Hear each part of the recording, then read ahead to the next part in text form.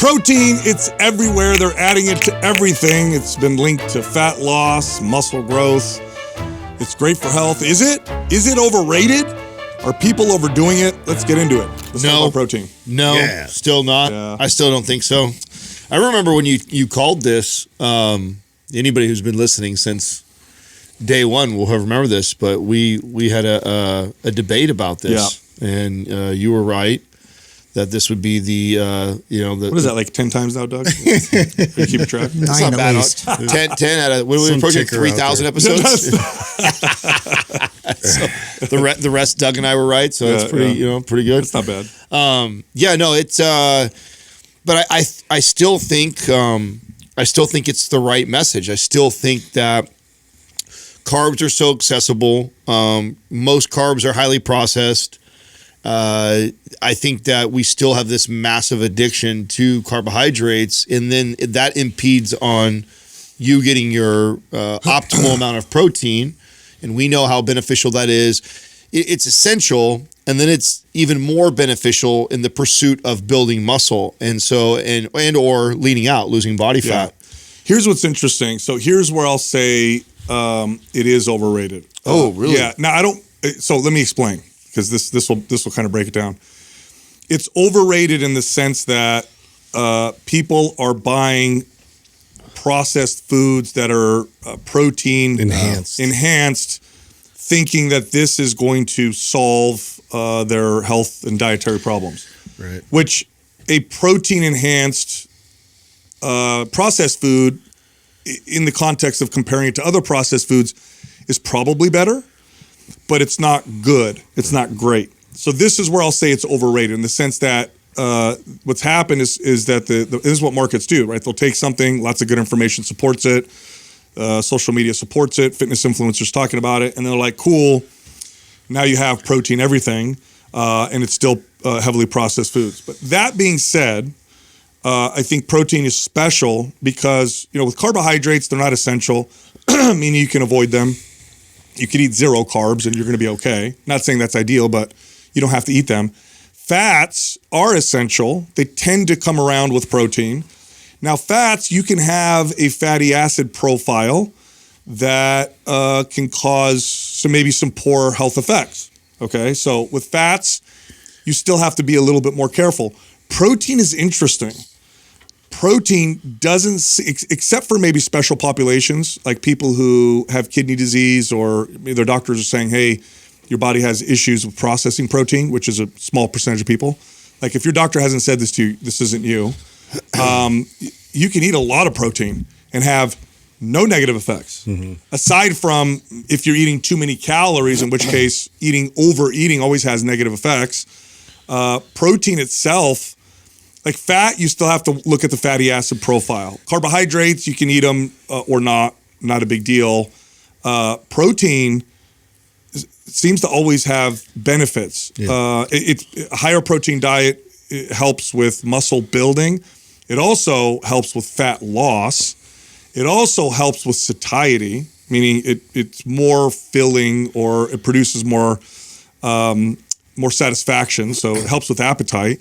It also helps with insulin sensitivity. It's pretty remarkable. It's pretty interesting. So in most ways, it's not overrated, but in the ways that the market takes and twists things, I would say it can be overrated. Yeah, I don't see any downside to it if it leads to whole animal source protein options. Yeah. But yeah, to your fortifying kind of point, and it leading to other hyper processed types of foods, and that being an answer, I don't think that's a valid answer. But I could argue still it's a better option than other processed. Oh, options. I'm going to defend it right now. I'm taking a different position on this than you are, so I definitely do think so. I mean, when I think of just a handful of things at my house, is we just now took a recent sponsorship, which are like these kind of high protein chips that I snack on at the house. I have Greek yogurt that's processed, that now it's not just regular Greek yogurt. It's got 20 grams of protein. So added whey protein to it. One of the other companies that we work with that I love, I used to eat oatmeal for years. It's got protein added to it. And so there's these you know, I wouldn't consider them super highly processed, but they're processed foods where they fortified it with added protein that have now become, you know, if I'm going to snack on something, I'm going to pick one of those and I can still hit my targets protein wise. Whereas in the past, you know, I'd be guilty of snacking on some chips or having a bowl of cereal for breakfast, or, you know, instead of Greek yogurt, it would be ice cream. And so these foods, I do think, can really, really help somebody who I think struggles to hit protein, which I think includes pretty much everybody. Very few people, I think, you have those rare cases. I have a client one of my last clients I talked to, she never missed protein intake. She also weighed 120 pounds and she loved meat, so it was pretty easy for her.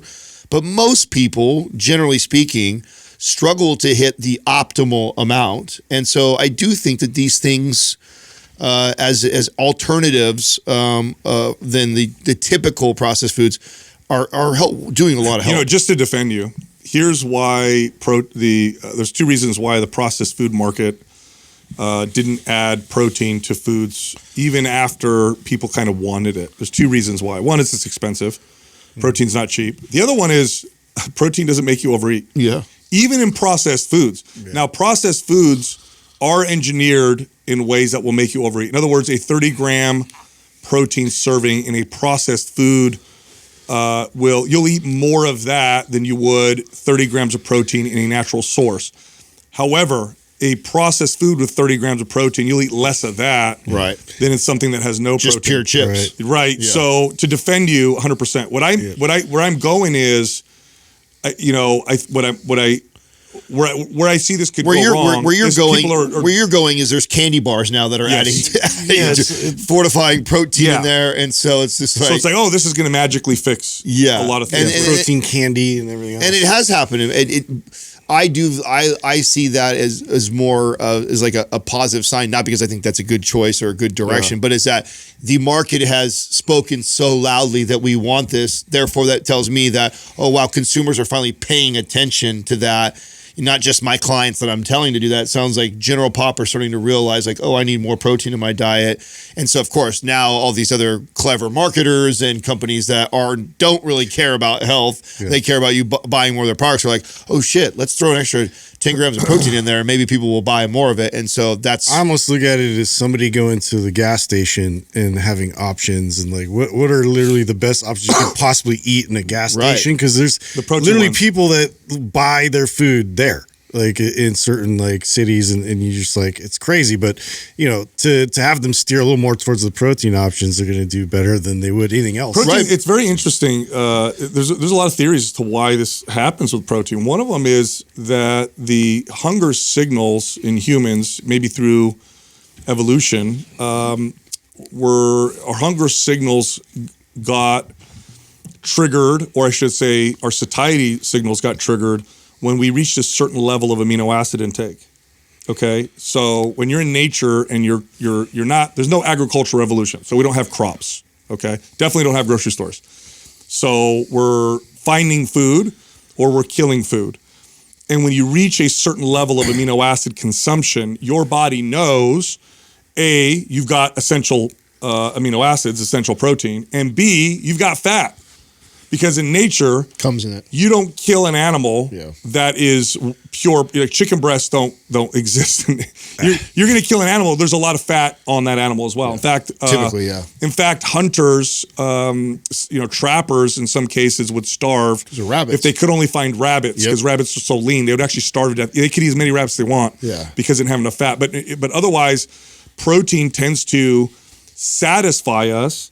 And then it promotes muscle growth. Why would it promote muscle growth? Well, we know what's happening mechanistically with the amino acids and protein synthesis. But evolutionary, I think this is the other part of it is you're a successful hunter. Yeah. Your body is okay building strength and muscle, knowing you're going to be able to support that new energy requirement because you're successfully hunting. And so it's got all these wild benefits. It's interesting. It's very interesting. Like, if you just hit your protein targets and stick to whole natural foods, that's the other part of it, most people's caloric intake will fall right in the Goldilocks zone. Yeah.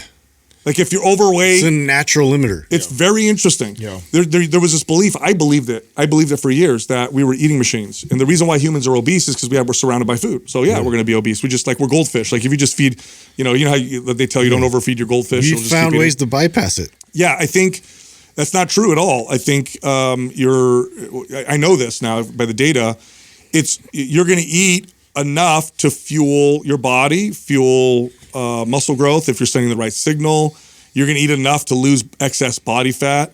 Over time, the average person, of course there's dysfunction that can override this, but over time, the average person, just following those two rules, will fall within a healthy body fat percentage, and if their strength training will be fit. That's wild. I mean, that is wild. We just recently took a live caller that took himself from 218 pounds all the way down to 168 or 170, 168. 11% body fat. Just doing that. Some bands and some dumbbells Yeah. and Minimal following those equipment. principles. Yeah. Just whole foods, go after my protein. That's it. That's right. Yep. And got all the way to, I didn't you even can do a lot. realize we're talking about this, and today is one of our partners. But I mean, Paleo Value, their meat sticks, another great example of something that I like these alternatives because now my pantry has got a lot of this stuff. And so when I still have those moments where I want to eat something where in the past, in my 20s, it would have been some high carb snack that is just added a bunch of calories and didn't get me any closer to my protein intake. At least now I can grab these foods that have got 10, 20, 30 grams of protein in them, and I can still stay on pace. And then to your point, even though it's processed, it satiates me more than I have a beef stick, and that holds me over. It's interesting about what you're saying. Processed foods have some value. I know we demonize them all the time, and largely you should avoid them, but there is some values to processed food. One of them is shelf life. Yeah. I want to be careful, because if we don't produce foods that have a long shelf life, we have starvation in many places of the world. That's a real problem. Yeah. You have to be able to produce food that you can put in cans or boxes or dried foods that last a long time, because if we grow food here, ship it way over there, 50% of it gets lost. Now the cost of it doesn't make sense, or it doesn't work. And so processed foods have a long shelf life. And the other one for us in modern societies is that they're convenient. And this is also a real value. Life is busy, okay? It's hectic. You got kids, you got to work, whatever. So those two things are real values, but then what typically follows is the third thing, which is they're engineered to make you overeat. Now, you brought up Paleo Valley meat sticks. Have you ever overeaten that? No. And they taste good. Yeah. They're delicious. Yeah. But you don't eat a box of meat sticks. No, maybe two. Because after two, I'm good. Because protein is this natural limiter. Yeah. It has a natural satiety. I can eat a box of any processed food that doesn't have a lot of protein. Yeah. When it comes jerky, who overeats jerky? Yeah. I'm sure there's someone in the world that exists has done it, but it almost never happens. No. One bag of your typical bag of jerky. You put a bag of chips in front of me, and I'll eat them until I hate myself. Way past what would be appropriate. Yeah. So protein is very interesting in that sense. Now, in the past there were some myths around protein, like it could lead to calcium leaching. That's been we've debunked that myth a long time ago. So nobody really talks about that one anymore. Stresses the kidneys. This is another one. Lots and lots and lots of studies have been done on high protein intake, very high protein intake, and kidney function. And what they find is the kidneys adapt, and there is no problem. Now, if you have already kidney disease, whole another ball game. Yeah. Now you have to work with your nephrologist, and believe it or not, early stages of kidney disease actually increase your protein because you're not able to utilize as much of it. But nonetheless, that's a myth, so it doesn't harm your organs. A huge meta-analysis just came out on protein and arterial health, heart health, and they found no negative effects on protein. So it doesn't have. And then here's the crazy part. When you overeat calories, here's what's weird. Overeating calories on a low protein diet versus a high protein diet, same calories. The high protein diet results in less fat gain. Yeah. Today's program giveaway is MAPS Split. If you want to win, leave a comment below this video in the first 24 hours that we drop it. Subscribe to this channel and turn on notifications. If you win, we'll let you know in the comments section. We also have a sale. MAPS GLP-1 is half off. So this is a workout program, diet advice. It's got guidance with lifestyle for people who are taking a GLP-1. So if you're taking Ozempic, Wegovy, tirzepatide, semaglutide, If you're taking a GLP-1 medication for weight loss, this workout program is specifically designed for you, and it's half off. Go check it out. Go to maps.glp1.com. Use the code GLP50 for the 50% off discount. Back to the show. And what that is that's the being able to maintain the muscle mass and or build muscle mass. That's why it's offsetting that. It's offsetting. It's very complex. One part of it is that protein has a very high thermogenic effect in the body. So it actually requires more energy to process. So 1 calorie from protein versus a calorie from carbohydrates, it's not really the same. The other one is what you said. Protein, especially if you're strength training, tends to go to building muscle. And then the metabolism is so complex, there's other things that are happening. But I find that fascinating. I find it fascinating. Same calories, same person burning X amount of calories, over calories, one's high protein, one's low protein. They gain less body fat. And then on the reverse, a calorie deficit that's high protein versus low protein results in more fat loss, the high protein. Yeah. So, it's almost like the body knows how to use it a bit more effectively. It's pretty incredible. We've been screaming this from the mountaintops on this podcast, but when my clients would just focus on that, a lot of the other stuff, magic would happen. Yeah, then all the other stuff just kind of fell in place because it is pretty difficult to hit that protein intake. And so optimal amount, not the essential. Essential is easier, but hitting optimal amount for your body weight is somewhat challenging. And it's actually, if you prioritize it, it's actually really hard, and you eat whole foods, it's really hard to overeat, like really hard. Yeah. And if you do, it tends to be turned into muscle. Yeah. Because your body has sent that signal. Right. Which I love. I love this, like, hey, if you just do this over time, you're not going to get to 9% body fat, but you'll probably fall around 15 over time. And a woman around low 20s. Yeah. And most people who want to lose weight or get fit, that's kind of where they would like to end up. Yeah. They'd like to be around there. So it's interesting. Now what you're seeing right now is a lot of counter protein propaganda. And I'm just going to say this right now, straight up. Here's where it comes from. It comes from the pro-animal, don't eat animal lobbies. Mm. It's the vegan lobbies that put out this propaganda. And it's exactly that. It's propaganda. Yeah. It's the don't eat too much protein. It's bad for you. Animal protein, this, that, and the other. It's all baloney. The data doesn't support it. There's lots of data on this, and it doesn't. Well, it's devoid of baloney. It doesn't support it. If you look at the right controlled studies, it's, in fact, I brought up one in a previous episode that animal protein intake was a great meta-analysis, actually showed a slight protective effect. So there is a lot of counter kind of propaganda for people who really, really don't want animals to be eaten. And I get that. If that's your moral compass, if the top of your hierarchy of values is we can't kill animals, well, twisting and lying a little bit or twisting the data, it's worth it, right? Because I want to save these poor animals. So let's just take some data and overblow it or twist it a bit. But it's interesting. Yeah, historically, I mean, you can't really go back in history and point to, cultures surviving and thriving without animal-based protein. No, that's why I love that show so much. Yeah. It's such a great example for people. It's like we throw these people on islands, they go survive. They've had a couple vegans before. Never trying to figure it out. Yeah. I mean, even to your point about the rabbits, like there's guys on there that actually trap a lot of rabbits, and they end up having to leave because they can't survive. And the person who always wins is the one who gets the big kill with the fat. The big, either the deer or the boar or animal like that has got a lot of fat too, because that person if they can figure out how to store it, because that becomes the next problem. To another one of your points is like storing meat for that long period of time is tough for them to do, right?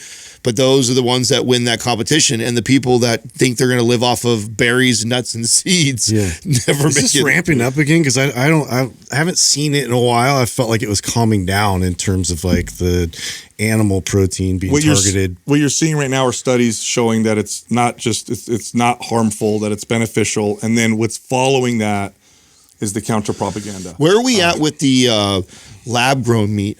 I don't know.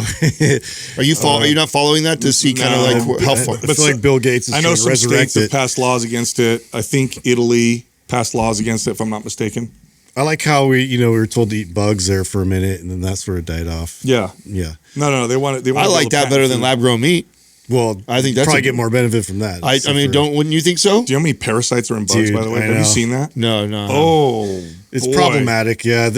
What was the other thing? It was like something about their exoskeleton that like does harmful things to your gut. Yeah. Yeah. Yeah. Oh, I didn't know that. I tried cricket You chips look once. into it, and it's not a good option. Yeah. Oh, I didn't know that. Yeah. We're talking about hunters, by the I mean, way. I figured that it's got to be. I still think it's better than lab grown meat, though. Yeah, probably.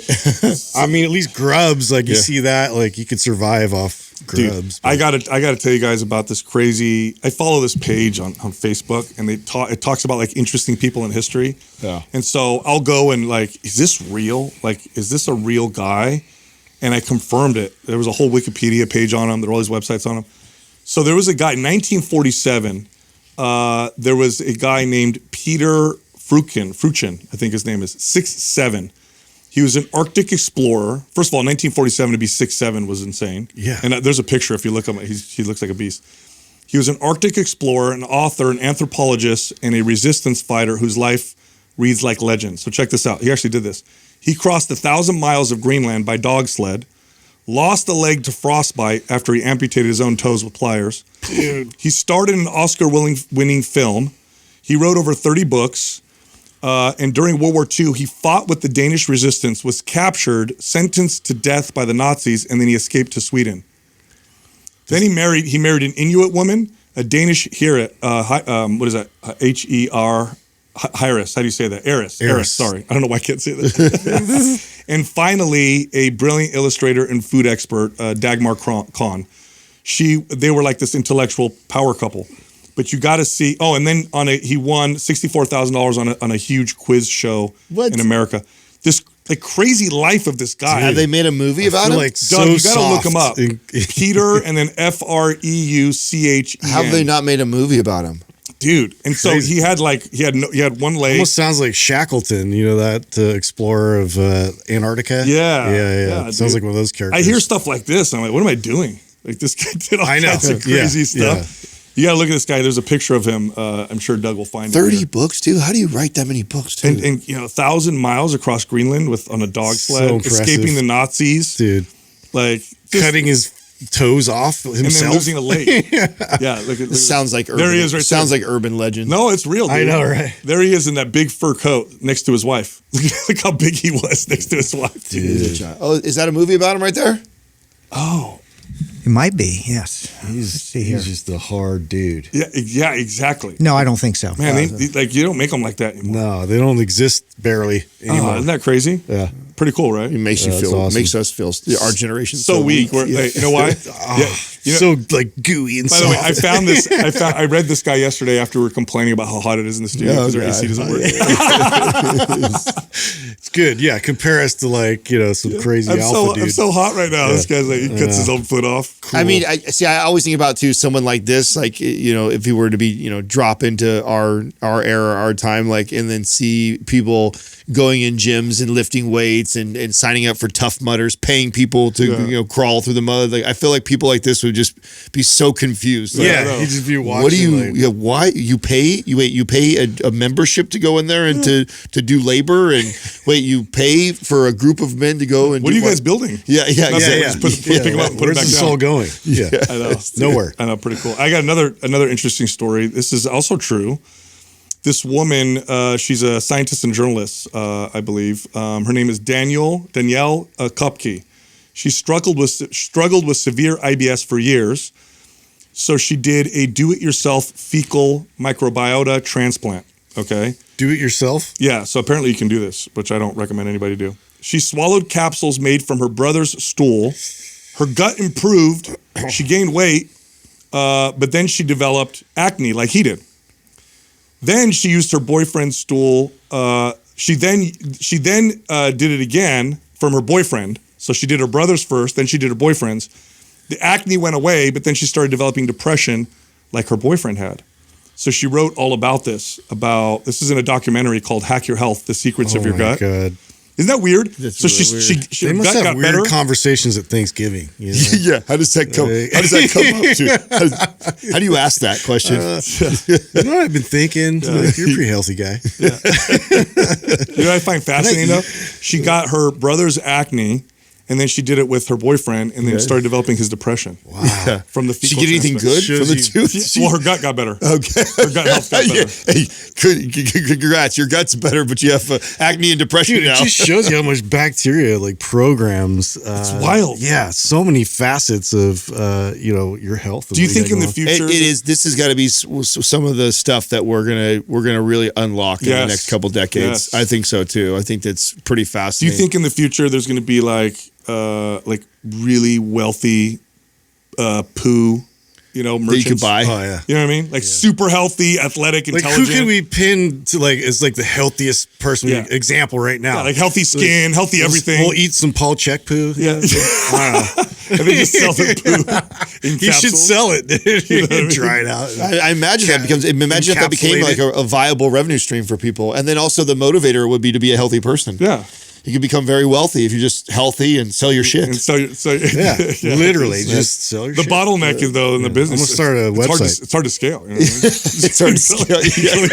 So much. And you'd have to eat pretty shitty food to really kick it up. You know what I'm saying? So it's like staying healthy. You're only getting like maybe 1 or 2 a day at the most. Yeah, dude. So as many customers as you can have. I was so anyway, dude, Hey, I wanted to bring something up that we had on a live caller that, and the reason why I wanted to talk about it was because this was I felt like a pretty regular conversation that we used to have. Maybe it was because I was competing back in the days, and so we talked about. So weird. I was going to go. Oh, really? Yeah. It just, I mean, I felt compelled to talk about it because as we were talking to her about this, I thought, you know what? It's been a while on the podcast since we've kind of discussed this, and it still is a popular thing. So it's really common, especially in the Instagram world, where people start to get in a little bit of shape and they want to use the competition to get further in shape, right? So they've lost a little bit of weight. So like bikini contest. Yeah, and or so body- So they want like a target to like now push towards. and I get it. It's the reason why challenges are so appealing to people. People like some sort of a target, a goal, a competition for them to compete against, and they think it's a good strategy for motivating them to get healthier. And I can't say strong enough how much I'm anti that and how much of a terrible idea that is for somebody to go and use competing as a way to try and get healthy, especially considering a majority of us have some sort of underlining body dysmorphia issues that got us into working out, and or some sort of a unhealthy relationship with food and dieting. That is the absolute pinnacle of those two things. I mean, that is body dysmorphia on display, and also extreme radical dieting on display. It's like the pinnacle of both those things. And so to sign yourself up in that in the pursuit of health is a terrible idea. It's not healthy.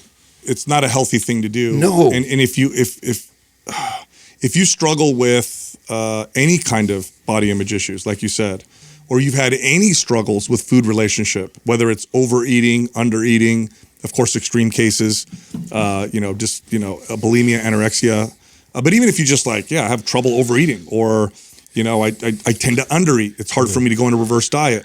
Or you're like, I'm pretty critical of myself in the mirror, or I weigh myself all the time. The last thing you should do is sign up for a competition where you get judged on how you look.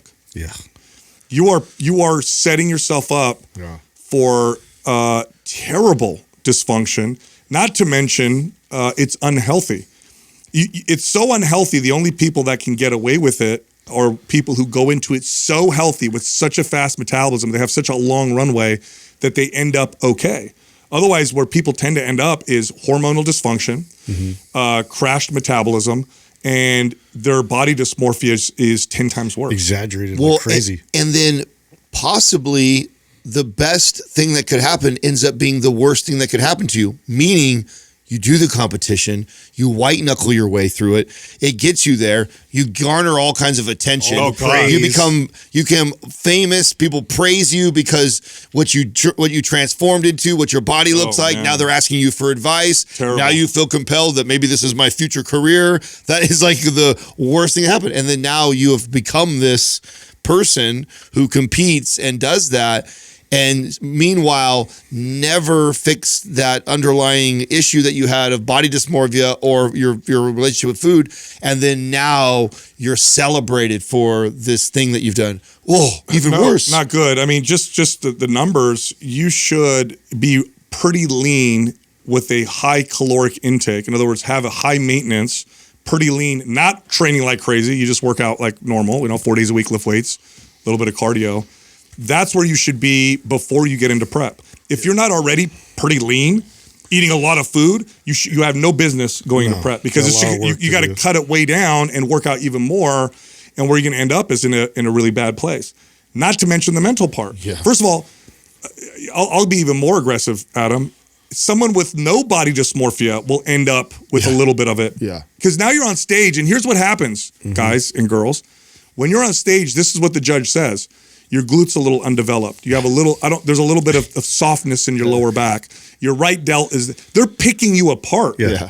And you're posing. I don't like that left quad. Like what?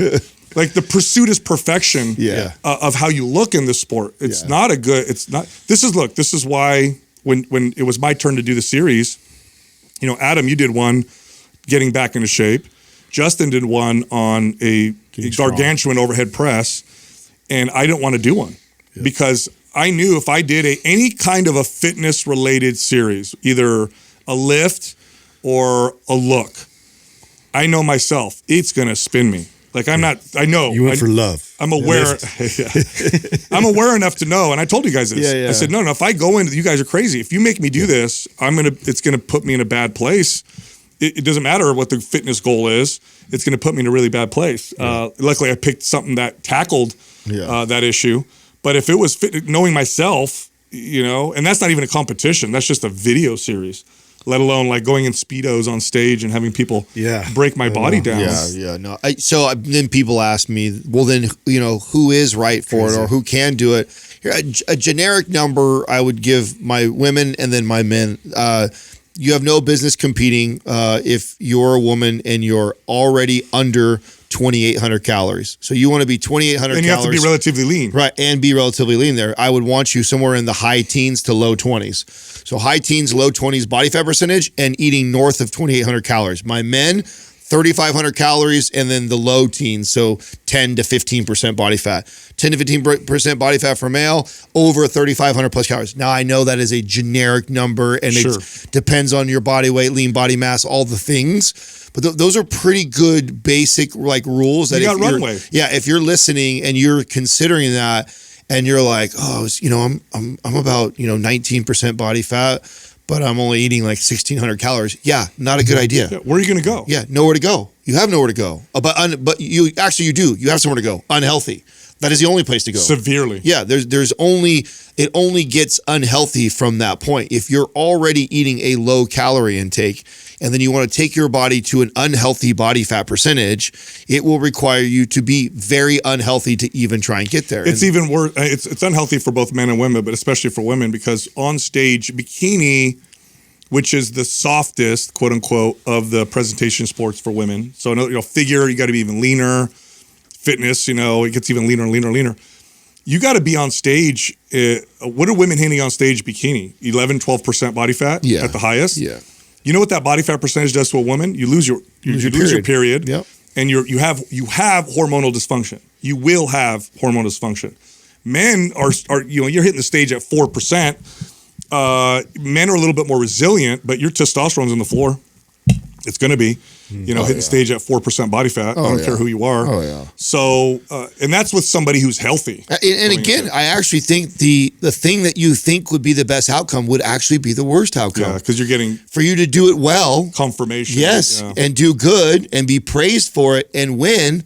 Heaven forbid that happens. Yeah, because then that comes with its own host of problems downstream from that. And then now you've created this persona online that is attached to that. Real tough to break away from that. Not a fan. Dude, I gotta tell you guys what my 2.5-year-old did yesterday. It just cracked me up. So she's only 2.5. She'll be 3 in a few months actually. And she's like, we're on the couch and we're all playing. And she goes, Papa, I have superpowers. So I'm like, oh, that's cool. She's got superpowers. She thinks she has superpowers. She goes, watch this. So I'm sitting on the couch she goes to the end of the couch and she's standing on it. And she runs full speed at me. And I swear to God, you guys, she does a flying kick to my throat. Like she runs, she jumps and boots me like my Adam's apple. Oh my God. Like, wow. And I'm like, and she's like, do you like it? And I'm like, yes, I like it. I said, don't try to kick me in the throat, honey. So the rest watching Kung Fu Panda, the rest of the night, because I let the kids play rough with me. You know, mom doesn't like it. Jessica doesn't like it when they play really rough with her, but I want to let them play a little bit with me, and I let them push the limit. Like I don't let them bite rough and tumble, man, or scratch or anything like that. Because she'll also bite. She thinks she's cute. She tries to bite, and I'm like, no biting. But yeah, dude. So she just over and over again. She run from the end, jump, and swing her leg, and just. And it was pretty good. I was impressed. Like roundhouse. I was like, bro, you'd knock out another 2-year-old. So my son's school has this thing where they ask him these kind of I don't know, creative, thought-provoking questions, and I was so irritated the other day because I had no answer. And I mean, I pondered on it forever, and I could not come up with a good answer, and I felt like I failed my son. And I'm like, is it just a difficult question that like I? But what was the question? The question was, if you were invisible for a day, what would you do? And what was your answer? I didn't have one. That was my problem. I couldn't. Anything I could think of is creepy. Yes, that's exactly. And that's why my 6-year-old son asked me that. Now I understand. And I'm like, if my buddies were saying I have a pervert answer to say back, that would be funny, but not like a real answer for my 6-year-old son. Right. So I was lost. Yeah. What would I want to be invisible for a day? I think where would that benefit you? Yeah. It is, because it either involves stealing or spying. Yeah, stealing. Yeah, or being somewhere you're not supposed to be. Yeah. That's why I was like, I thought that was a weird question. I guess you could tell him like, oh, I would play a funny trick on mom and I'd move things and make her think that what's going on, and then I'd laugh and tell her, hey, I'm invisible. I guess it was where like, else would you go with that? I know. Okay, good. So it wasn't that was a really tough one for me to answer. Was if I was invisible for a day, what would I want to do? Justin. He said women's locker room. Yeah. Well, yeah. I mean, that's like the Porky's 80s movie. Yeah. Well, eventually what I had to say to him and explain to him, and even when it came out, it sounded really bad because I was like, I came up with eventually going to be in the Warriors locker room so I could hear the plays before they go into the basketball game, which I'm like, that sounds really bad. Yeah, saying that I want to go into a men's locker room. Oh, that's all right. You explained it well. Yeah, I explained it why. It's like, so I could hear what the coach is telling them before they go and play the game or whatever with that. But I could not think of a really creative, good answer to give my son. I'm like, man, they're asking these kids that. I'm like, what are they expecting to get from that? Like, what is the right answer? Yeah, you got some, I Doug? think you came up with a good answer. I don't think there's a great answer for that. No, it's like you say, everything's kind of creepy. Yeah, that's true. What a creepy superpower. Yeah, like I would just watch everybody. Well, that was another one they asked. Another question the next day or the day before, I don't remember what it was if you could have one superpower, what would it be? What did he say? Well, I said freeze time. That's what I said. So I could come up with one for that. Nice. Yeah. I thought freezing time would be cool. Freezing time would be interesting, wouldn't it? Yeah. Like, what if, especially if you can operate outside of that. Now, here's what's weird about that. I've had this conversation. You freeze time. Yeah. Everybody stops aging, but you continue aging. So the more you do it, the faster you age in relationship to everyone else. There's a cost. That's actually kind of cool because then it would keep it in check. Yeah. So you wouldn't abuse that power. That's right. You would use it judiciously. You would be like, okay, this is a really good time. Yeah. I really effed up right there. Let me rewind, freeze. Let's do that over again.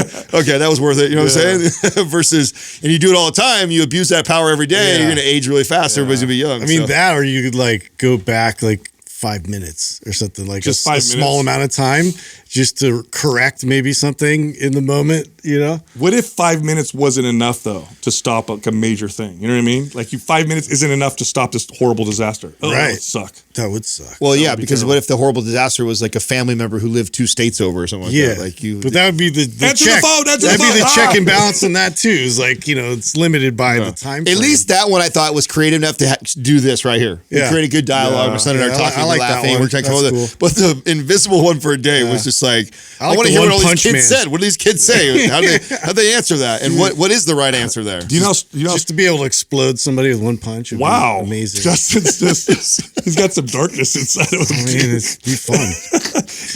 Do you know how strong a gorilla is, by the way? I learned this the other day. Do you know how strong a gorilla is? As strong as 30 average men. Well, that's where that thing went viral, right? That's where that came from. Oh, is that where it came from? Oh yeah, that's where they How came many from. men would it take to Yeah, keep that? because that started that trend. So stupid. That's what that started that trend was that a single gorilla could take on an X amount of men like easily. Bro, you imagine being strong as 30 average men?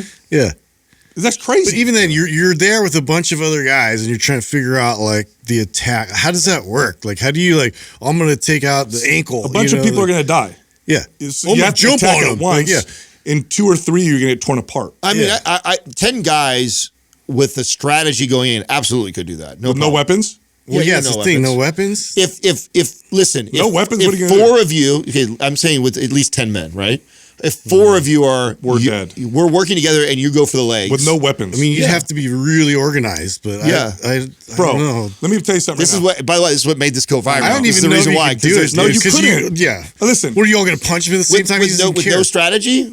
I think with strategy, I don't you could. care. I think with just like rushing, no way. Listen to me. You can only get 10 guys to pounce at once. Here's really. what'll happen. You'll go in with your strategy, and you'll see someone literally get torn in half. Everybody. Done. Exactly. He's going to scare everybody. They're going to run, dude. Yeah. I guess Tom's that's arm fair. gets As ripped soon as you pull someone's head right Yeah, off dude. their neck, you Pop this head. bail. What was I thinking? We're apex predators because we have weapons, dude. Without weapons, we're weak. Yeah. We can't do nothing. But that's the great equalizer is that we would have a weapon or we would use it. We'd be smart enough to use. Have you seen? There was this like Japanese game show, which Doug introduced me to Japanese game shows a long time ago. They're really weird. But there was one. There's where- lots of weird ones. They're weird, dude. Yeah. But there was one where people were I've seen some competing weird against ones. animals, and there was this. It wasn't even a gorilla, bro. It was like a chimp, like just like a normal chimp, and he was doing tug of war against a sumo wrestler, big sumo wrestler. And he was holding onto the rope, and the sumo wrestler was yanking. The chimp looked like nothing. Like he just sat there like he wasn't even trying. Yeah. In fact, he took his hand off at one point, and then he finally just like he figured out like, oh, I'm supposed to pull, and he just pulled the guy like it wasn't a chimp.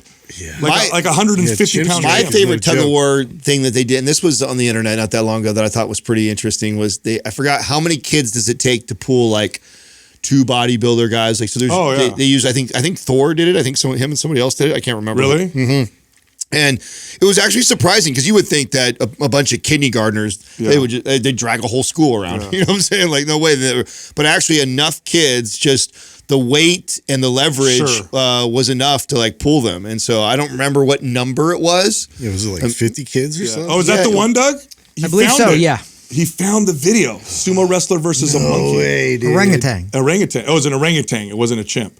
Look at this. He's 4 foot orangutan's tall even orangutan. bigger. 180 pound orangutan. Oh my god! Yeah, dude. And he literally just chills while the sumo wrestler just pulls as hard as he can. And is he like just hold on to the rope? Yeah, he just holds on and doesn't even care. Watch. You'll see. Watch. He's like, oh, look, he's just like, he doesn't even care, bro. He's got a diaper on because he's like a baby. Yeah. He just pulls him across like it's nothing. Isn't that wild? That is wild. You'll have to look up the one with the kids though. Yeah. Look for the how many kids does it take to pull 2 bodybuilders, 2 strong men or so something? I'm all into this right now because I have a almost 5-year-old boy, so he loves yeah. asking me these questions. Yeah, He yeah. You loves, love like just pitting things together. Well, he was like, there's a whole series of books on this. I told you about it. Oh, it was you who I told bought me all that? of them. Oh, okay, yeah, I ordered them. So Did you get them? No, I haven't got them yet. Oh, I your son's ordered gonna love them. Dude. Yeah, I think oh they're yeah, cool. Bro, I used to make, you got to do this with him and take like different types of insects and just put them under a jar and That's let them have them go at what it, a dude. great idea, dude. So much Praying fun. mantis wins everything. Yes. Everything. They do win a lot. Everything. They are, Is it everything? Oh, they are, dude, we are so lucky they're as small as they are. Oh, bro. That's like one of the most vicious ones. Oh ever. yeah, dude. And they're made to attack. Yeah. Well, don't they kill their own mate too?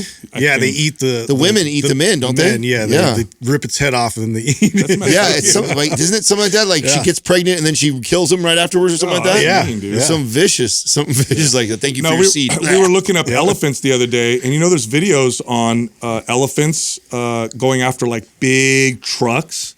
Like they have these big tour trucks, these tour bus looking things, and they have like a big like bull elephant charging it, and you're supposed to stand your ground. But there was one where the bull elephant goes up to it and he just picks it up. Lifted it up. Yeah, he just picks it up. Wow. Like it's nothing. Yeah, that would be. Imagine seeing that like in person. How scary that would be. Oh, terrifying. Did you look up how many kids does it take to pull 2 You strong actually men? have the video here. Oh, you found it. Yeah, it looks like we're watching a commercial. Yeah, it's Yeah. There we go, Doug. We got to pay for YouTube Supreme or whatever it's called. What's it called? I have no idea. Is that the name of it? That's how cheap I am. Like I don't pay for any service. Burrito Supreme. You found it though, Doug. There's a video on it, right? Yeah. I think Justin's right on the guess. I think it's somewhere. What's your guess? How many kids does it take to pull like 2 strongmen like Thor? 2 strongmen? Yeah, 2. Well, of how them. old are 100. these kids? Little kids, like right here. It was them. 100. How many kids was No, it? not even 100. Yeah, I said 20 50. kids. 20 kids. Oh, That's it. 20. What? I would have thought they would have I easily. feel like I could pull 20 I kids. know. Bro, I mean, that's Brian- but think Brian about it. Shaw and 20 Eddie Hall. kids. 20 kids averaging 50 pounds. That's 1,000 pounds of kids. those guys are. And they're all pulling together. Yeah, that's Huge. 1,000 pounds of just dead weight is hard to drag, right? And then if they're actually pulling in the opposite direction, so this was one of those ones that I was like, That's they should be able surprising. to. It's totally surprising. You would not think 20 little 8-year-old, So 7-year-olds. what you're saying is, if a classroom of children Could attack- organized, attack us. Mutiny! they could totally overtake. Man, I wish I would have Look known at, that. I mean, look at how much they're trying to pull. Oh, they're dragging them across the floor. Uh-huh. Wow. Yeah. I would have never guessed that. I would have never guessed that either. I would have thought like 100 kids. Look at there's not even that Look at all many. these little kids. Are like, Wow. yay! Wow. Look at Dude. that. That's wild. I gotta. Crazy. This looking at these strongmen. I just thought of something. Sleep apnea, which is quite common. Yeah, all these guys have that. Yeah. Did you guys know that 8 Sleep has the AI technology will identify if you're snoring? Yes. And it'll adjust Yeah. to make you stop snoring Yeah. while keeping you asleep. I want to try. Do you that. have that one? I don't have I that wanna one. try That's the that. one. So that's the. Doug might have to look up the different Before- levels or packages. There's another level from what I have, which is it's also the mattress. So it's not just the pod cover, but Right, it's also yeah. the mattress. So it adjusts too. And I haven't slept in one, or I haven't That's had what one. I want to look Do you guys at. know how Yeah. unhealthy snoring is? Yeah. Do you have any idea? Doug, look up the health risks. Oh, don't do associated. this! Don't do this. Listen, Yeah, but isn't it basically anybody over 200 pounds at that point is going to be susceptible dude, to you like got some kind of If apnea? you have a big neck, Yeah. or you're a big dude, You lift a lot of weights, your tongue grows too, and so that's a problem. Yep. You're obstructing your airway. Yep. That's why we can't dead hang either, Justin. Well, Doesn't look good, though. Don't bring You're that up. snoring a lot. Before you read the I'm stats, still salty about that. before you read the stats, here's what finally got me to get a CPAP machine. Darth Vader machine. This is what finally got me to get it. Okay, besides my wife sleeping in another room, which was sad and made me sad. Yeah. And I was stubborn. It was Dr. Gabrielle Lyon. We were doing a podcast with her, and we talked about it. And I said, "Oh, I snore." And then after the show, she comes up to me. She goes, "Get a CPAP," like in my face. I'm like, "Why?" She goes, Shaves years off your life, Bro, I've read the stuff. I'm on it. like this close. I'm like on the brink because it's been like "Bro, I am just dramatically increases your risk of heart always disease, tired. And stroke, I'm over it, dude. You get a stroke, Yeah. heart disease, your brain. It's not good for your brain. It's not good, dude. Yeah, but like, how did people survive? Before sleep apnea machines. Huh? You just died young. Yeah. Yeah, exactly. You just What do died. you mean, how did they- You just died. You just died 5 years earlier, and you didn't know. It's like we didn't have these masks, forever. Like No, we also didn't have antibiotics, and this is true. it's not that bad. I'm dude. so resistant It's to actually it. not that bad. Yeah, It's not. No, it's not that bad. No. If you get one that fits, You're also a morning sex guy, not a night sex guy, though. Too. So if you're a night sex guy, that's kind of. bro, you don't put it on while you're talking to your wife. You can't talk with it. You only put it on when you're ready to go to bed. You know what I mean? But I mean, that's when I mean, that all- full mask and No. choke move. What do you mean? You mean you go to sleep and then your wife wakes you up? No, we go to bed sometimes, and we go to bed like we're just going to go to bed, but then shit happens. Well, then you take your mask off. I don't know. Yeah, but she's not. My wife, if she sees me put the nasal strip on, we're not having sex tonight, I guess. Oh, yeah. Yeah, it's like a turn Like I'm an athlete. Yeah, Look at me. Come on. I've tried the color ones. Well, I tried doing the eyeliner underneath. Right, I've tried it all, Justin. Yeah, If I put that nose strip on, I may as well just Well, chalk it up. hold on I'm a not second. getting sex tonight. Hold on a second. So I You already got my have sneakers on that. Like, rated, like, okay, it's not Get your going down. headband to go with it. Wait a minute. You can hear me. You can hear me in the dark. Hold on, but your relationship's a little different because she's usually the pursuer, right? She tends to pursue more than you do. Yeah. She would disagree with that now. Early on in our relationship, a lot, but I would say. So then you're the one. If you're pursuing her, don't put it on until you take. Well, your that's what I'm shot. saying. That's like the nose strip one is that I have to wait till I just decided. Okay, I'm not gonna go after. Yeah, it. and then you put the mask on, and then you go to sleep. You'll get better sleep. You get way better sleep. I'm literally probably going to do it, Yeah. and I don't want to. Yeah. I really don't. I am there. So what I'm curious about is, am I potentially having trouble breathing, and that's what's waking me up, and then I have to go pee? Yes. So that what could would be it. what would close me is if I actually slept through the entire night and I didn't get up to go pee. I would probably be sold right away. That because if I still get up to go pee and it's disrupted anyways, and I'm like, well, who cares Yeah, at that point? Do you But still sleep on your side with your mask? And Yeah, all you can that? sleep Or on your just- side. okay. You can upgrade your sleep as well. are you Well, that's what I was definitely. Well, sleep yeah. apnea is a whole nother level. Yes, Of that's snoring. true, but this should reduce Definitely. some of that Yes, anyway. It should. Yeah, so I don't know. So So that's I'm the bridge. I'd probably say 1 out of 20 times, 1 out of 20 nights, Katrina might say, "Oh, you snored a little bit tonight," but I'm not like a heavy. At least not where I was when I was. I'm at the point where I passed Jacked. on the couch and I was like, and I heard myself. Well, there's those like, days. oh, no. I feel like everybody should get a pat. There's certain days when you're like exhausted from traveling or something like that, and if I pass out on the couch, I'm probably snoring because that means I'm. My This grandfather. happened a lot. My Yeah. grandfather used to snore so loud, guys, that you would. I don't care what room in the house you were in, you heard him. That's Katrina's brother. When we, you know how our family, we always get together and we all stay. Yeah. We have to put him in the furthest back room, My closed dad was door, like that. white noise between the door and him. Wow. You have to set the his walls room up. shake and everything, You have to yeah. set his room up so he doesn't disrupt all the other bedrooms. Wow. That's how bad it is. Wow. And you had to crank that white noise up so loud so it's so it drowns his snoring. Mine got worse That's bad. as I got bigger. You know, getting on hormone therapy, building more muscle, definitely got worse. Oh yeah, when I was bodybuilding, which is ironic, right? I was I in know. crazy body fat percentage shape, Yeah. best shape of my life at that Right. time. But not. Well, let's be real, everybody. Muscle is healthy. Yeah. You push it beyond a certain point, you're not as healthy. So true. That's just the yeah, fact. yeah. There's no getting our way around. You're super jacked. You've sacrificed health in pursuit of Yeah, looking yeah. a particular. That's just the way it is. And a man like me that naturally no hormones, my body wants to be about 198 pounds, maybe 200 pound guy, and I was pushing 220 pounds of lean mass Yeah, on my body. So it's like Yeah. I'm 20 pounds, 30 pounds over my total weight. My body even wants to be. And Justin was right. Your tongue grows. Yeah. That's what happens. You gotta. I read that and I was like, Yeah. And then I talk a lot, so my tongue's hypertrophy. Like, it's getting all kinds of reps. super hypertrophy, dude. Justin's got that working. I'm for him. just- imagine if you talk as much as he did. I do drills and things in the morning. How do I just to talk, warm up my Justin? voice. how do I talk? I mean, Courtney's not mad about it, so it's not a bad She thing. loves so, that. Yeah. Whoa. All the different techniques. All right. I think that's the end there, Doug. Just Blue is methylene blue that you could take to boost energy, endurance, cognitive performance. Methylene blue really works. Go check them out. Go to troscriptions.com. That's TROSCRIPTIONS.com/mind pump. On that link, if you use the code mind pump, you'll get 10% off. Back to the show.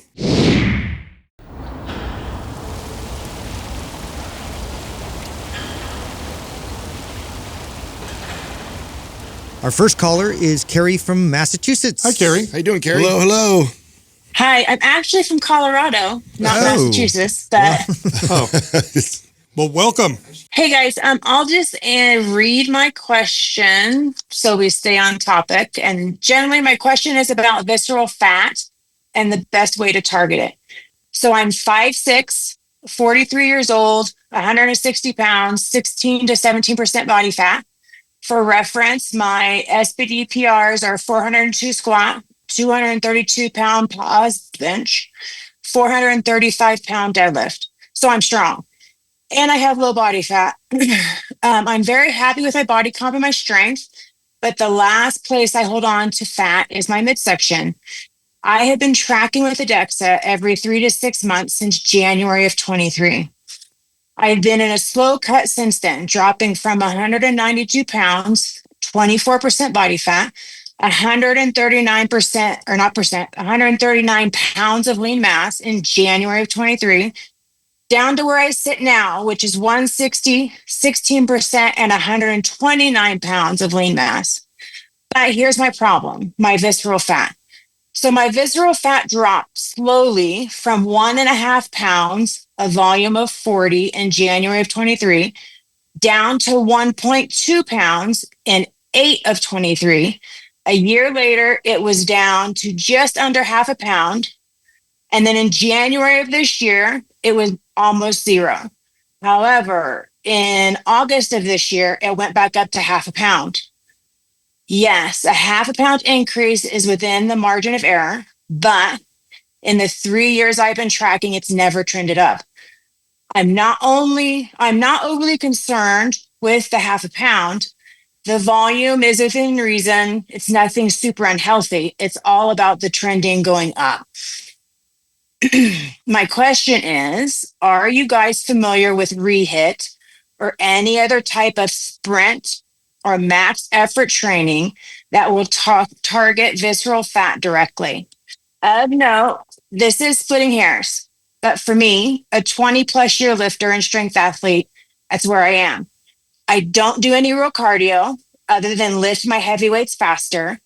I lift heavy 3 times a week, eat 95% whole foods, hit protein, hit fat, sleep 8+ hours, reduce stress, sauna regularly. So I'm doing all the things. I really don't want to do any cardio for the sake of cardio. But from the research, I'm seeing this rehit or sprint training specifically for visceral fat, maybe something I want to add in. I would love to hear your thoughts. Yeah, good question. And you are really strong. Yeah, I want to hear those numbers again. I was like, did I hear a 400-pound squat? 200. Yes, sir. 402. Holy shit. And that was in a comp. So it's competition squat. Okay. 232 paused bench, again in comp, and then a 435 deadlift. Yeah, that's crazy. I don't think you're going to like our Awesome. advice. I think you're already unbelievably strong. You're already unbelievably ripped. You actually said it in your question, splitting hairs within the margin of error. But if we want to play the splitting hairs game, first off, you mind if I ask you a personal question? Absolutely. Okay. Are you on any hormone replacement therapy or do you use any performance enhancing drugs? Interesting to know. During my max lifts, I was actually in the tank. I started TRT right at a year ago, and I was at zero for everything. Even my cortisol had flatlined. Okay. So about a year, yes. So this change goes along with starting TRT. I've been on about 4 months of TRT when this increase occurred. Okay, that's okay. I'm glad I asked. Okay, so you're on hormone replacement therapy essentially, not on. Okay, good. Yes, HRT. Okay, so what you typically see with visceral body fat changes, and by the way, trending would be 2 or more measurements, not one. Yeah. Okay, so typically I would want to see another measurement to see if we're trending. We're actually trending in a particular direction because it is within the margin of error. Okay. Typically, what you see with visceral body fat percentage on lean individuals, which is what you are, you're sitting at 17% body fat, a lot of lean body mass. You could equate it to hormones. So changes in hormones can change body fat storage distribution. Now, in high level athletes, what that looks like is too much stress. Now, I would imagine, especially based off what you told me, where all your hormones were in the tank with your competition, and when cortisol's in the tank, we used to call that like stage, I think it was 3, adrenal fatigue. Yeah. Okay. So what that typically tells me is you've probably trained hard and like played with that line of doing enough and doing too much for years and years and years. And so the last thing I would have someone like you do try and cut more. is either cut more or just intense cardio. Right. Now, if you want to do with intense cardio, we'd have to switch your goals to endurance and stamina. But if you want to continue pushing the limit with strength training, which it sounds like you really enjoy doing, it would just be overall steps. You would want additional activity that is also recuperative. Not additional activity that's going to take away from your ability to recover and adapt from your strength training. Does that make sense? It does. So I have changed and gone away. About a year ago, I changed and got away from overdoing the strength because I totally went all in, as you can tell with my numbers. And so in the last year, I've really tried to embrace and refocus on less is more, a lot of what you guys preach. And so I'm definitely on that track. What kind of freaked me out was the visceral fat change, while I'm also trying to make this adjustment more to less is more. Okay, so we have two. There's like imagine a Venn diagram, and over here I have health, and over here I have performance. Okay, and there's a crossover in the middle. But if I push far in one direction, I lose from the other one. So if I go hard in performance, I'm sacrificing health. And this is just a reality for athletes. This is all athletes. I don't care what athlete you are. If you compete at a high level, you are sacrificing health and longevity for performance. That's just, there's nothing you can do with that. We all accept it if we push at that level. If you're looking for maximal, if you want health, then you have to be okay sacrificing some of the performance. If you want to keep pushing performance, then this is a game that you're going to be playing for a long time, and it's going to be a game of, splitting hairs. Right. And so if we're doing that, if you were my client and I'm looking at you, I'm like, okay, 17% body fat, maybe visceral body fat went up a little bit. I'm going to look at things like, carbohydrate types. I'm going to look at like glycemic index, maybe a CGM. Let's see if we can keep your blood sugar levels really stable. I'm going to look at, forms of activity that are recuperative, like lots of walking. Those are the things I would play with while, continuing to track. If we want to move towards health, you're going to, your body fat percentage needs to go up, and you may sacrifice a little bit of your strength. I mean, you're so strong. You have so much lean body mass. Yeah. You're so far on that level that that's probably what's going to look like. We rarely talk to people that have reached probably their genetic potential. You're that percent, that very, very small you're 0.001%. Yeah, you're there. Like you already won. You won the game. You're like you're as strong as they get. You're as lean as they get. I mean, if you keep going this direction, your body, what you probably feel is kind of pushing back a little bit. That's right. It's not like you're doing something wrong. It's just saying enough is enough. We're lean enough. We're strong enough. And then it's not really like you did something wrong per se. I just think you were flirting with that edge, and something's got to give a little bit. Either you accept I'm going to be a little bit higher, which is not high, but a higher body fat percentage than I maybe like. Or you, like Sal said, you might sacrifice some of the strength and then get healthier, so. But I mean, again, personally, if you like what you're doing, I would stop looking at it so closely. Just stop looking at it with a magnifying glass and just kind of move away from it a little bit. I don't mean move away from training. I don't think I could rip you away from training if I tried. But just kind of, taking the magnifying glass and then just, maybe taking a big picture look at things and maybe redevelop a relationship with it that isn't so connected to like extreme performance. I mean, that's one way to do it. I think that way is going to be a way you're going to have to do at some point, maybe not necessarily now, but as you get into your 50s and 60s, you'll probably have to move away a little bit.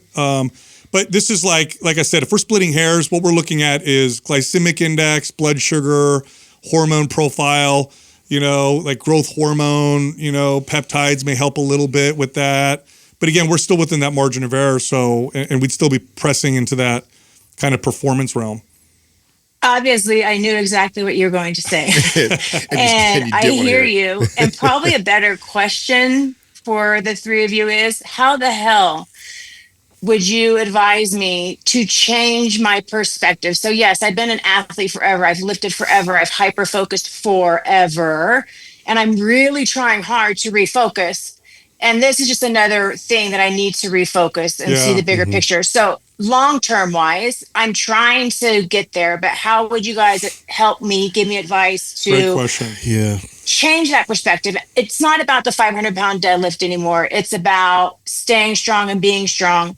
But then I like being motivated along the way. So like, how would you advise me to help me change that perspective? I think because you're a competitive person, like to be able to take something like meditation or some restorative practices in a competitive, repeated, systematic process where, this is something that's so important that now I'm elevating this as a priority, and how many times I can string days together where I'm applying these restorative practices. And, at least if that just opens the door for you to start shifting that mindset a bit. I went through this process myself, not necessarily the level you're at, but like college football and like training my entire life, like killing myself to the point where that's all I cared about, to then dropping off and having to figure out, well, what actually makes me feel good? What, brings me closer to health? And like Sal's example of the Venn diagram, I think if you kind of can visualize that of like where I am in that diagram and how I can kind of maybe pull myself for a while in a different direction competitively and really challenge yourself to, make effort in that direction. Yeah. Well, think about it this way. I'll give you some, just along the lines of what Justin's saying, I'll give you some, maybe some specific steps. Okay. If somebody were to ask you, you get some woman who's never lifted before, 20-year-old, she's like, hey, I want to get a 400-pound deadlift. You're going to take her there step by step by step by step. Right? So you've got this ultimate goal, but there's steps along the way. Your ultimate goal is, I'd like to have and correct me if I'm wrong, I'd like to have a relationship with this where it's really about health and longevity. Okay, that's far away from where you're at right now. Because right now you're like performance, max strength performance. Yeah, you're peak right now. So let's look at some steps in between. When I've worked with people like you, I'll take them and I'll direct them towards something else that's competitive that moves us a little bit more towards longevity. So like an example would be jiu-jitsu. Maybe let's see if we can get you into jiu-jitsu, right? That's competitive as hell. You'll have to strength train less. You'll probably get really into that. Now, that's not the be-all, end-all, but that'll move you away from what you're doing to kind of get a different perspective on, what performance feels like that isn't so tied to strength. I like going the unconventional lift too, like getting into a Turkish get up, or like really getting into like a specific movement that is so out of your normal realm. And because I get the competitive. I mean, this is how I had to move away from the kind of bodybuilding, macro focused mentality I had when we started this podcast. To get away from that, it was like, okay, I'm gonna go the other extreme. I still like being competitive. I'm gonna be competitive about my movement now. I'm gonna get so kind of obsessed about the way I move and working on my mobility. That helped me transition from not caring about what I look like and counting the macros and doing that. So I found that works really good with clients that are like high performers like you. It's like, how do I take that mentality but shift it more? And I think jiu-jitsu is a good example of that. I think getting into a movement or mobility is a good example. Unilateral training might be great, especially if you're a power lifter. You don't do typically a lot of cycles of unilateral training. Map symmetry would be a good program to play with. Yeah. And after a couple months, you could go back and play with your squat and deadlift and get back into it. So that'd be an option that's not so far away from what you're doing that it's scary, but it is different. Shifting too far would probably be problematic. Oh yeah. If you try to pull in the opposite direction, you're like, I don't want to do this. I'm definitely gonna encourage you to try and let go of one of the two main things that I think we got, which is the 17% body fat or the PRs. So either one of those two has got to get kind of put on the back burner. It's like, okay, let's agree that it's going to be the body fat percentage. We're not doing body fat testing. We're going to throw that away. We're not even using that measurement right now, and we're going to focus on these things we're talking about. Or maybe it's the PR thing, since you could lose 50% strength and you're still stronger than 99% of everybody. So whatever one you feel more comfortable with, I'm going to push you in that direction. Like, okay, let's not be measuring both of those and using that as a North Star. Let's get rid of at least one of them right now. And that's kind of how I'd start to move you in that direction. Ultimately, it could even be as easy of a step like this. You keep doing what you're doing, but you stop paying attention to numbers. You stop paying attention to how much you're lifting. You stop paying attention to the scale. You stop paying attention to body fat percentage. Tell that to all them. Tell that to all them gold medals up on the wall there, Sal. There's a bunch. That's really hard to not think about the numbers, but I definitely like the idea, and I've been trying to add in some new things. You guys just did a podcast on the 8 exercises you need to do for longevity, and I literally yesterday did lateral walks for the first time. Oh, cool. Yeah. And they were amazing. So I really like the idea of embracing something new that I can still be strong at. Yes. But it kind of adjusts because I'm on a good path for lessening my training, and I'm in that direction. So I like the idea of adapting that more. And maybe down the road I can stop worrying about body fat as much. But I think embracing it one piece at a time is a good recommendation. I love that. I can't. And there's one thing I forgot about, and if you look at the data, what helps people in your situation quite a bit, oftentimes, is to switch from competing and doing to coaching. And it brings so much purpose and value to high-level athletes who are trying to make that transition. Is they then start to coach other people. It's a natural evolution. It's a it feels so purposeful. Are you not a coach already? Yeah, I've been certified since 2010. Okay, I just figured don't that. do it actively as much because we move quite a bit. So I don't have any clients or anything right now. I just continue to learn on my own. But I'm always the friend that has the advice, or always the friend that says, let's go squat. I'll teach you how to squat. Yeah. So it's definitely part of my personality. Oh man, yeah. Yeah. If you're Yeah, interested in that's cool. coaching, do you work otherwise? Would this be something you'd I be do. interested in? Okay. I work from home. So it's just something I've only really done it for friends and as a piece of just me as who I am, but not really embraced it as far as employment or for money or anything like that. If you're ever interested in doing it as a coach, like working as a coach, apply with us. We're looking to hire, and I'm telling you, it's if I didn't train people, as bad as my relationship can be with fitness, if I didn't train people, I don't know if I'd be here. It saved me quite a bit because I care so much about it's so easy for me to train people well because I care about them that it made me look in the mirror quite a bit, and it kind of put some rails on the stuff that I would do. So looking in the mirror can be pretty scary, but yes, good advice. yeah. So awesome. Well, is there anything else we could do for you? Anything we can help you with otherwise? No, I appreciate the perspective for sure. I love what you guys do, and I'll definitely be following you. Thank you. Right All right, on. Carrie. Thanks for calling in. Thanks, guys. It's not every day. That's got to be the strongest woman we've by far. we've By ever far. interviewed. We haven't had anybody who squats 400. Yeah.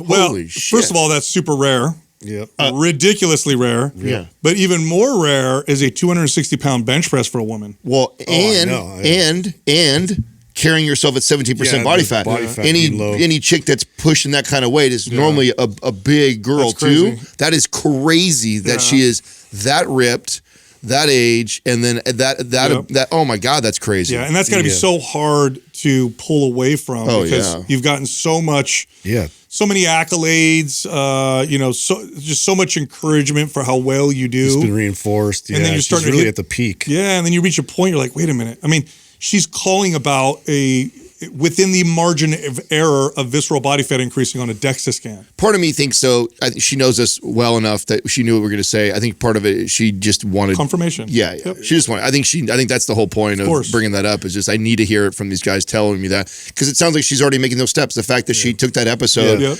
did the lateral drags and stuff like that. It's like She's wrestling with it mentally. Right I mean, now. someone like that. When I've had clients like this, no one at that level, by the way. She's like very, very rare. But I've had clients that are obsessed about working out and moving away. Like, do really good with finding like a Turkish get up or a windmill. You just got to redirect it. Yeah, and get them like really into, because that's a really cool exercise to get really strong in, and it's very difficult and it takes time and it's very rewarding when you get strong at it, and it helps. I think she'd be I think if she became a coach, it would really. I thought that's good advice. I thought too. it would really. No, help I think that's good advice too. Even so, if she listens to this, even if you don't do it for a professional living, I think even like creating content that's kind of around that. Even like a free group. That's exactly what I mean. There's a lot of female powerlifters. I mean, build a following on She has a social niche at her media fingertips. that's related to that, where it's an outlet for you to teach. You don't necessarily have to be paid for classes and on a rigid schedule. Right. It's like when you have time, make a video and post it.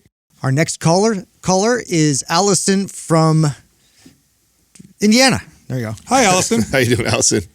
Hey guys, how's it going? Good. How can we help you? Good. First of all, just the traditional thank you guys for what you do. You're literally a part of my testimony. I've been listening to you guys for a long time. So excited to be here. Thank you.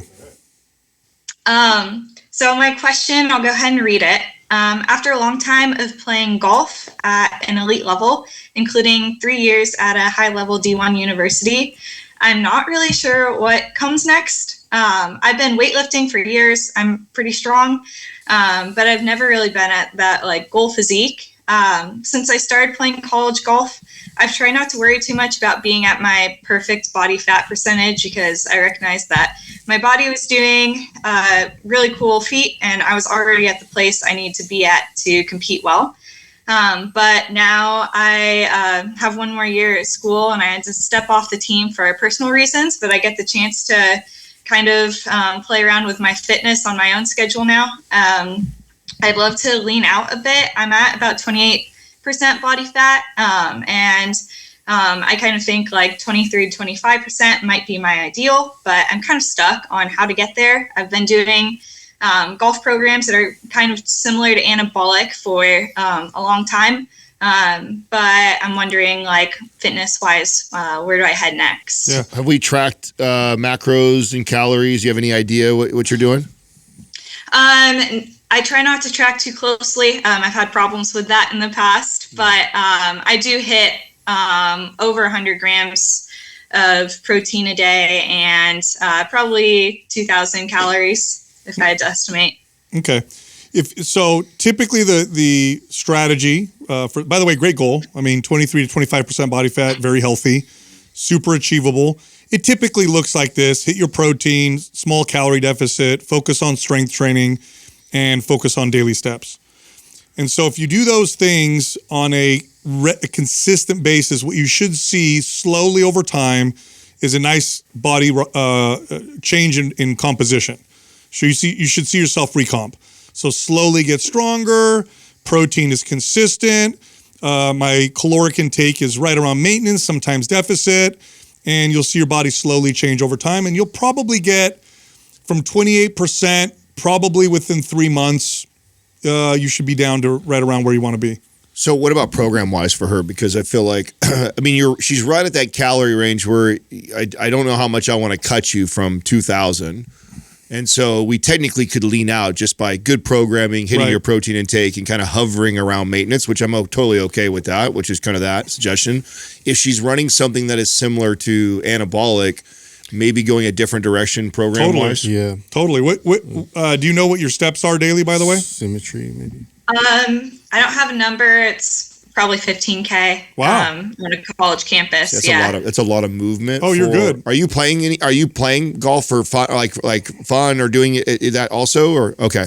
How often? Yeah, I mean, golf. I also rock climb. Oh, wow. Yeah. Okay, that's a lot of movement for only 2,000 calories. Yeah.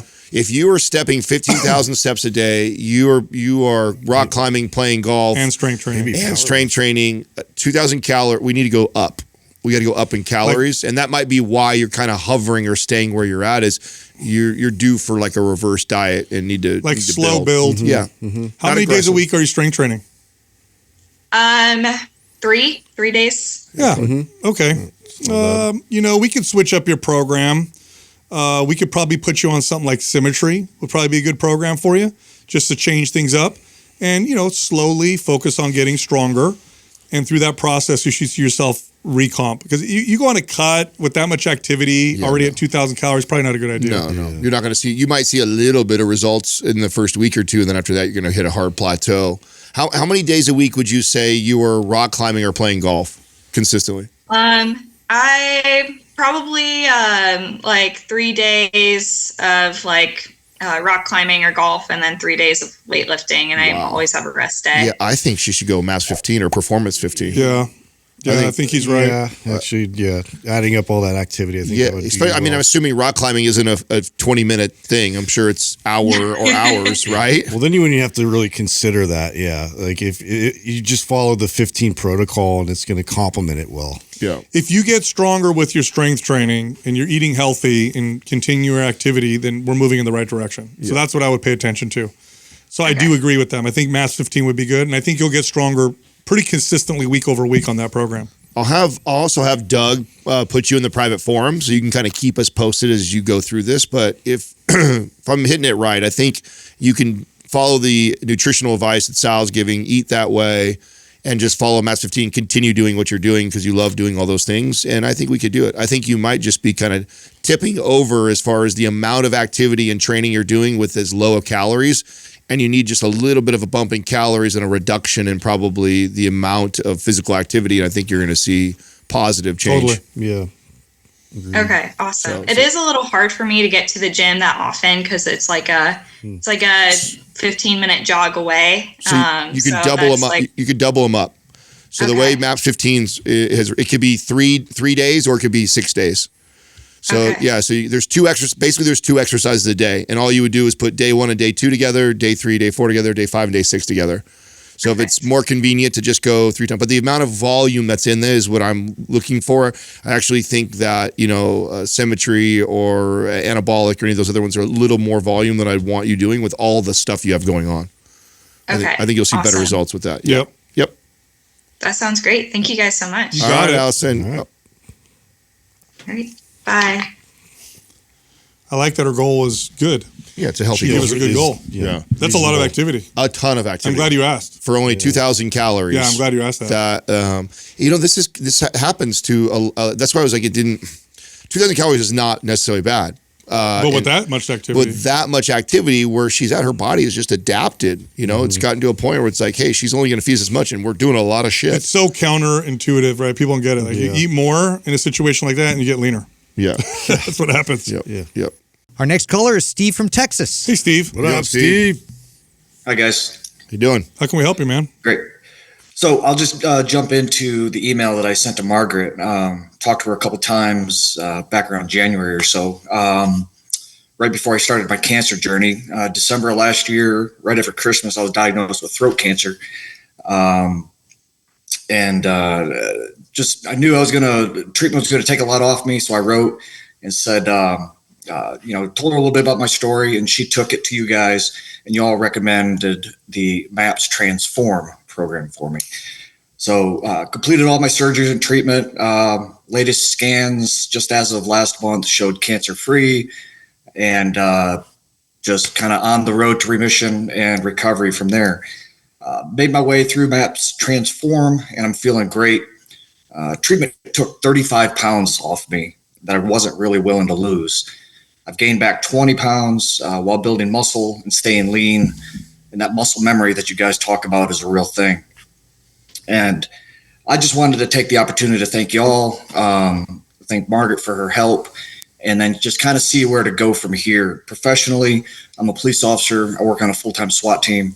So strength, mobility, and then resiliency is my main focus. I just turned 45 this year. I've got 2 young kids. So I want to be around and stay mobile for all that.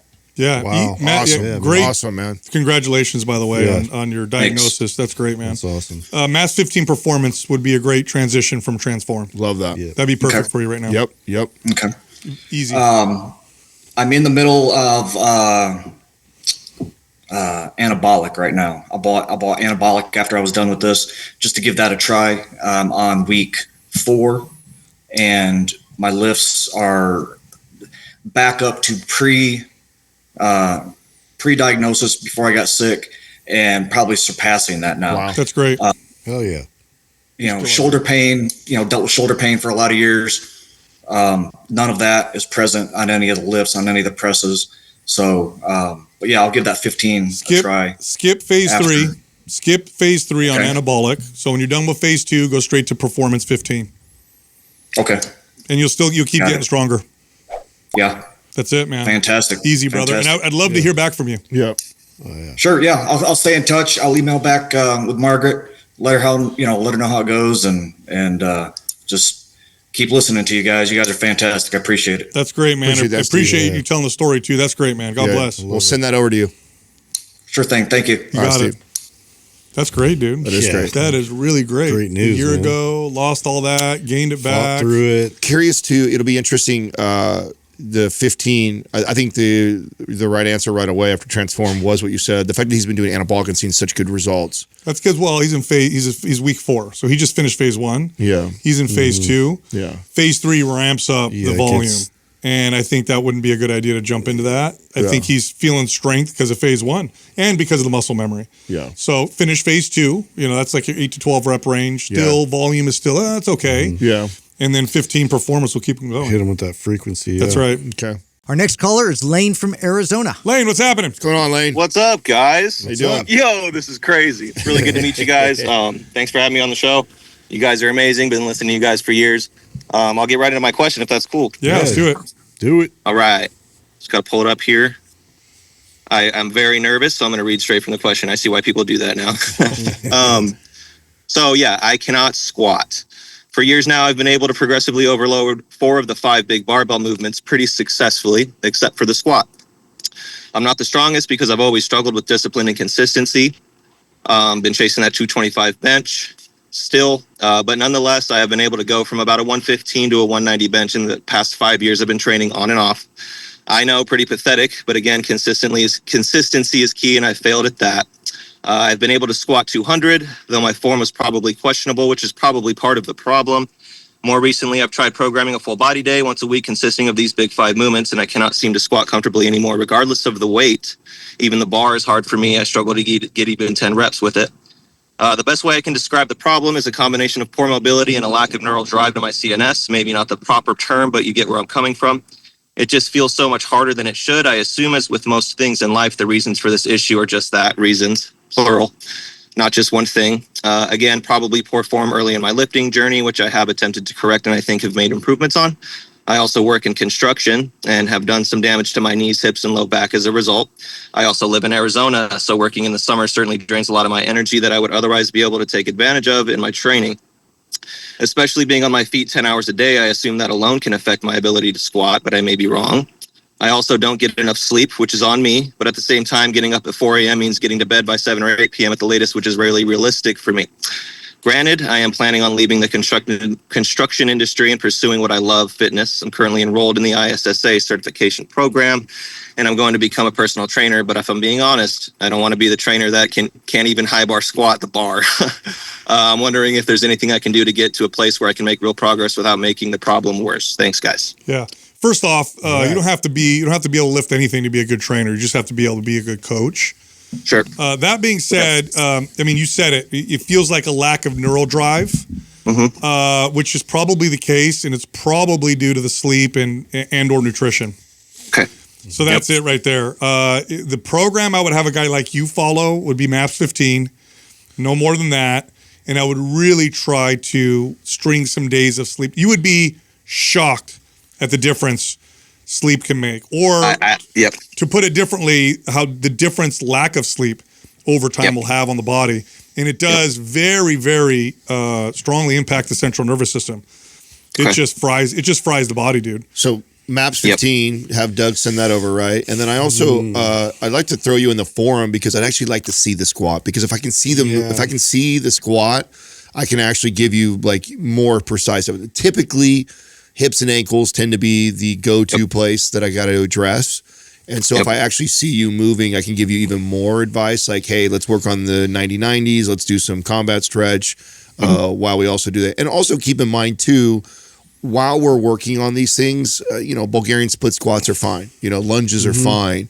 But I think your question is good, because I think you shouldn't just give up that, I'll never squat. It's like, why am I not able I refuse to do that. Right. Yeah. So I appreciate that.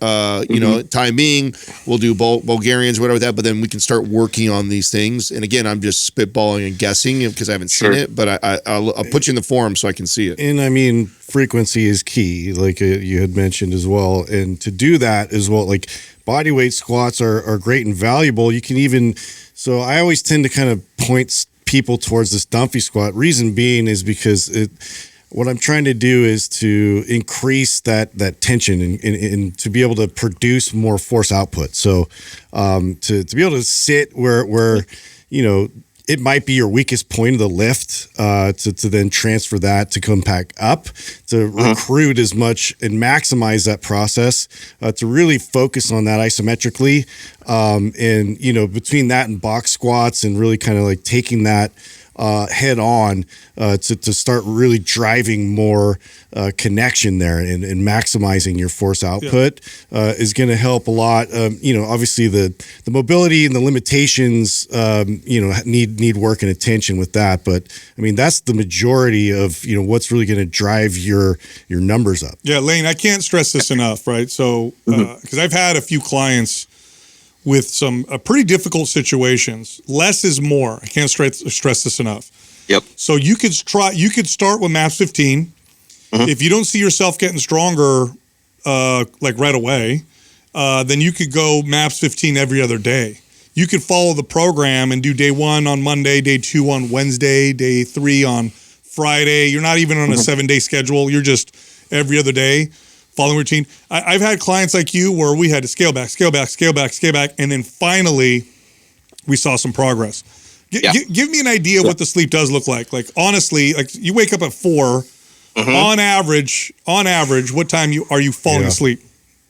On average, I mean, between 9 and 10 p.m. Yeah. on a regular basis. And then I also know what's just as important, or what's just right under the importance of the amount of sleep, is sleep frequency and a circadian rhythm. And I always make the mistake of waking up way later on the weekends than I do on the weekdays, right? So that's a huge issue too. But throughout the week, I'm getting 5 to 6 on a regular basis. Yeah. Less is more, dude. So when you get mass 15, if you don't see yourself getting stronger by week 2, scale it back and keep scaling it back till you see yourself start to progress. Yep.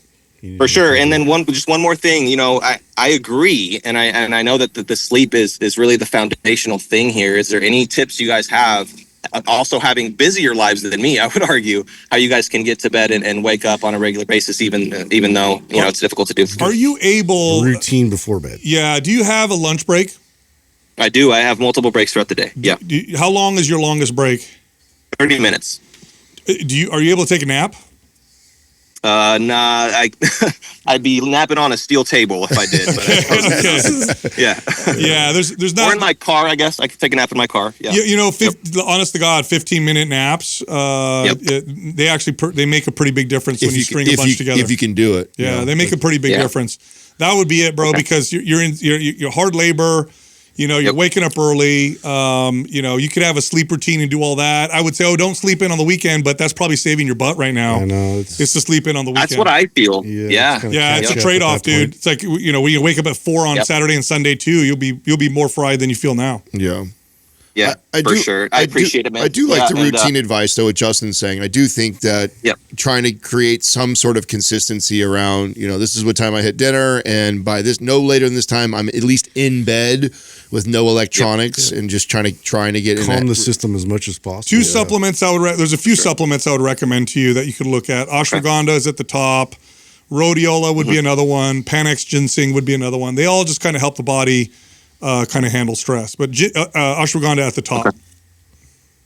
Absolutely. All right. Yeah. Awesome, man. Guys, and I love you guys. You guys are amazing.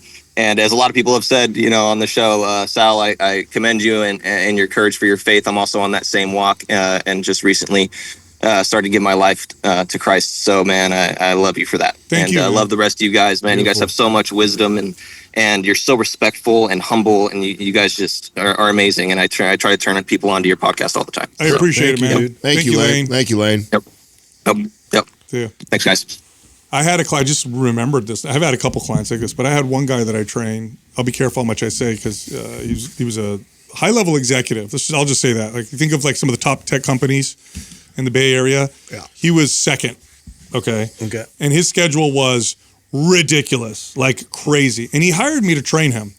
And I knew he had a crazy schedule. And I worked with him 2 days a week. And when I started with him, I thought what I was doing with him was appropriate intensity and volume because it was very little. And we would just not progress. And I'm like, am I doing still too much? Like, what's going on here? And I scaled it back. This is what our workouts look like. 2 exercises twice a week. That's when you start to see strength gains. He would come in and we would do squats and bench. And I'm talking like 75% intensity. And then the next time he came in, I'd do 2 more exercises. And that was when we finally started to see strength gains. I had to scale it so far back because he was just this stress and the work. It was just so much His that bucket was full, man. And that was the only way we could make progress. Yeah. All right, I know you liked that episode. If you did, check this one out. Shredded, ripped, defined, single-digit body fat. Yes. You want to get there? Let's talk about it. Difficult. And is it worth it? That's a follow-up question. Yeah. First off, we got to say that, okay, so single-digit body fat, obviously, body fat percentages that can be represented by 1 digit, like 3%, 5%, 6%, 9%. That's ripped for men. For women, add 10%. Yeah, exactly. You go up about